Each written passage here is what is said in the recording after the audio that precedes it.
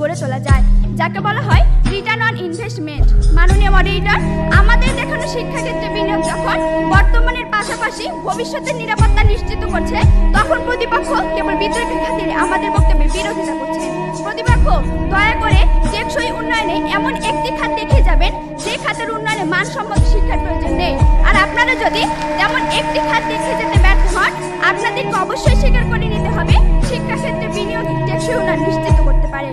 মাননীয় মডারেটর, মানসম্মত শিক্ষার জন্য চাই মানসম্মত শিক্ষক, কিন্তু শিক্ষা খাতে পর্যাপ্ত বিনিয়োগ না থাকায় আমরা তা পাচ্ছি না। কেননা শিক্ষকদের বেতন কম হওয়ায় তুলনামূলক মেধাবীরা এই মহান পেশা বেছে নিচ্ছে না। শিক্ষকদের বেতন শুধু কমই নয় মাননীয় মডারেটর, রাষ্ট্রীয়ভাবে তাদের সাথে অবিচার করা হচ্ছে। মাননীয় মডারেটর, একজন শিক্ষকের সন্তান হিসেবে তাদের অসহায়ত্ব রোজই দেখতে হয় খুব কাছ থেকে।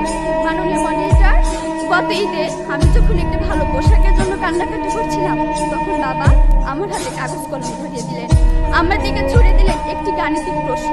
একজন দিনমজুরের দৈনিক আয় 300 টাকা হলে মাসে তিনি কত টাকা করেন?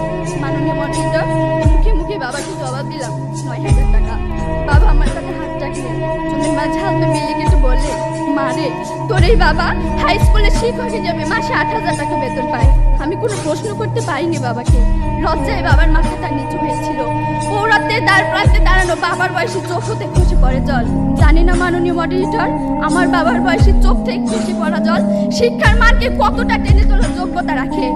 মাননীয় মডারেটর, এই যদি হয় শিক্ষাগুরুর জীবন, তাহলে একটা সময় হয়তো এদেশে আর কোনো শিক্ষকই পাওয়া যাবে না। এমন বাংলাদেশ আমরা কখনোই আশা করি না। মাননীয় মডারেটর, 30 লক্ষ লাশের একটি পাহাড় মারিয়ে আমরা বর্তমানে এসে দাঁড়িয়েছি। 2 লক্ষ মায়ের স্নেহাঞ্জলি সাজিয়েছি